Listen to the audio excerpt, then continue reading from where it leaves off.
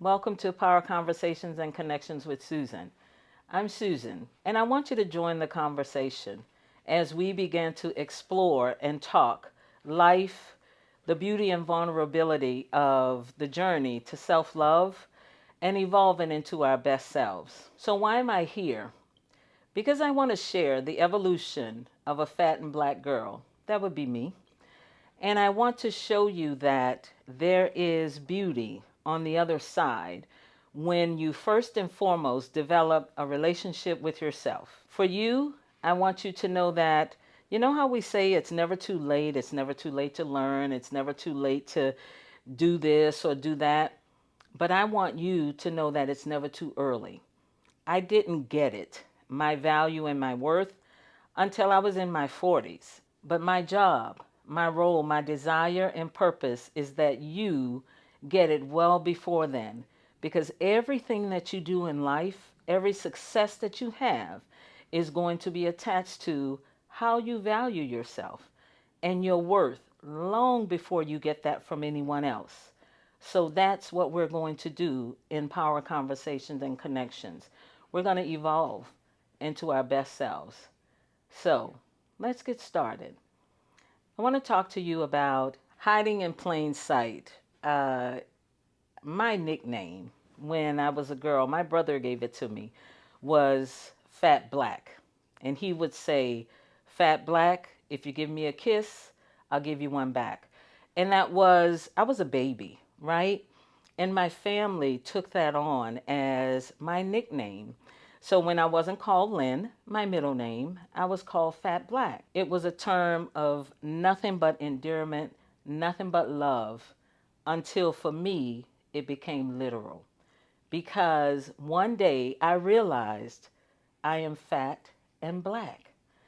And so it was a turning point in the realization of why me. I wanted to not be that. It wasn't that I didn't want to be black. I love being black. I love the culture.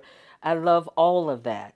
But me, myself, I saw myself as this fat and black girl. And that impacted my self esteem and my confidence.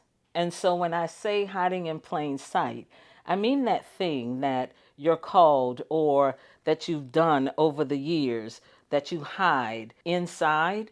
So on the outside, I was really great at masking it. I was the original, poster child for imposter syndrome.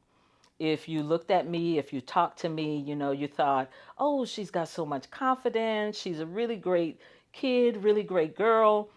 But then for me, inside, I didn't feel that. I was undercover. And when I say that I was fat and black, I think that I have always been like the darkest of my friends. I've always been the one where, you know how you get described by, oh, you have such a pretty face. Well, when you say, for me, when someone said to me, you have such a pretty face, it kind of discounted all the rest of me.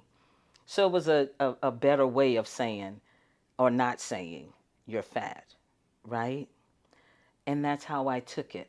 As I became more and more involved in the things of me, I began to realize that there was a lot of me that I didn't like. And what did I do with that? I learned to hide my feelings. I had this saying, I don't have it anymore, but I had it for many years, all the way through college, that you could drop a brick from the sky and it land on my shoulder and it really didn't matter. I was going to ask you, what else do you have? Right? That's how outwardly hard I became. Inwardly, I was kind of drowning, right? I had great friends.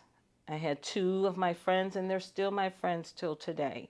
But when I looked at my family, my immediate environment, I didn't see me. I saw beautiful sisters who, my oldest sister is darker than me, but when I say she was fine, fine. My other sisters, caramel colored and going about their business and, having their lives. And then there was me. So, in the midst of it, I learned one, I wanted to fit in and I wanted to master how to fit in. So, my question to you is, what are you hiding from? I was hiding from me. I didn't want you to see how I felt. You may not have the fat and black issue, but you have an issue.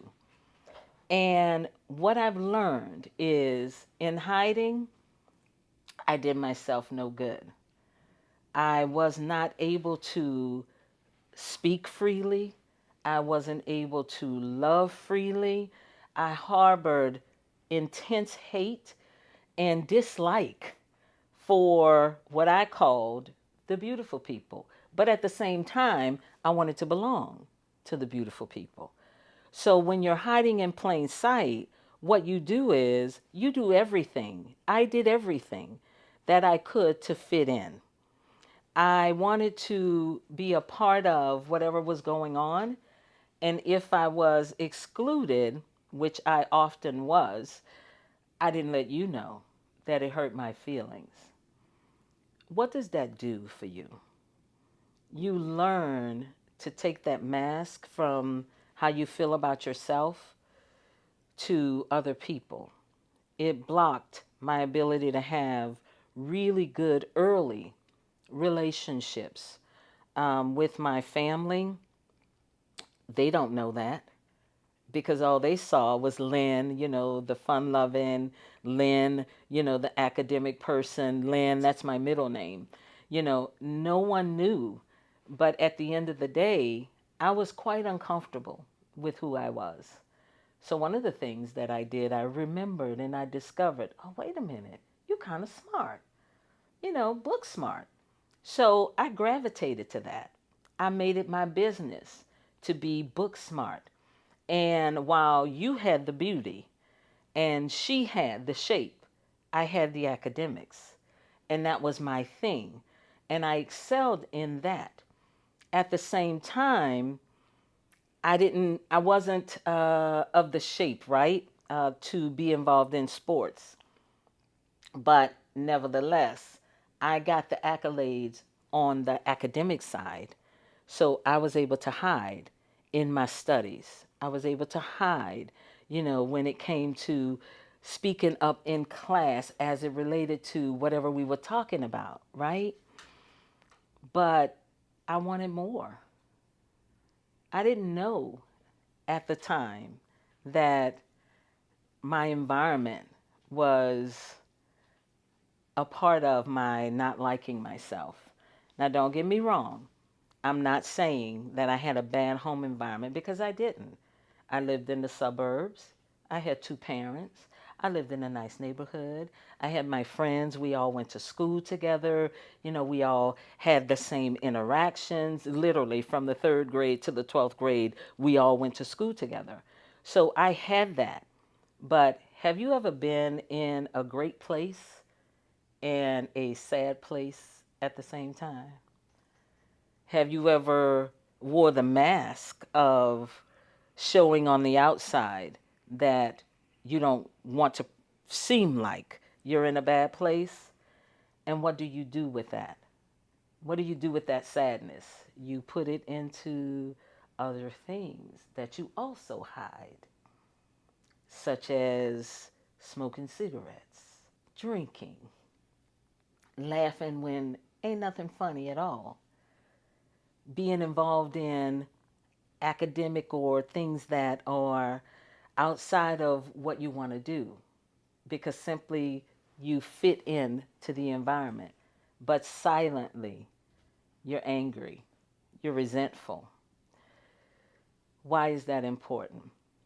Because if you don't learn to do you better, it will do you. It will follow you. It followed me from middle school to high school to college, and it was self destructive. Now, you didn't see that. My friends didn't see that. I wasn't a bad girl per se, but I did a lot of stuff undercover that I'll probably take to my grave, right? You have something that is stopping you from being your best self. It took me 40 years at least to realize the ramifications, the impact of those years of perfecting that thing. And when I tell you, when I put my mind to doing something, I do it really well, right? I did it really well. So you didn't know, as I've said before, and it didn't come to a head for me until I was in college. I was in college on full scholarship that I literally never finished at that time because I was still basking in low self esteem and lack of confidence. So, my thing to you is don't do that. Let's conversate. Let's talk about how to get past those things. And one of the things that I'm going to challenge you, right? I'm going to challenge you to learn you. What are you hiding? You don't have to tell me, but you have to tell you. You have to have an honest conversation with you about what you're hiding, what hurts you, what is keeping you from being your best. For me, it was being fat and black. Now, I'm still black, but I'm bad to the bone beautiful now, right? And I'm still that shapely girl. I don't even desire to be thin. I don't desire to be anything other than me. And that's the point. There is so much beauty on the other side of accepting where you are. But you won't get there if you don't stop hiding. And that's what we're going to talk about as we begin to evolve. I want you to think about an apple, right? Whether you like red apples or whether you like green apples or you like red and green apples, whatever it is, how it starts is not how it finishes. Every day it evolves. Every day it turns to whatever color it eventually is going to mature to. And that's what we want to do. Every single day, peel back a little bit, change a little color, grow and evolve, and literally take life and living to the fullest extent that we can. You will never do it if you don't do you first. So thank you for hanging out a little bit with Power Conversations and Connections. I want you to join the conversation, like, follow, subscribe, all of that across all areas. But let's learn to be better to ourselves. Let's stop hiding and let's go live. Thank you for joining the conversation. See you next time.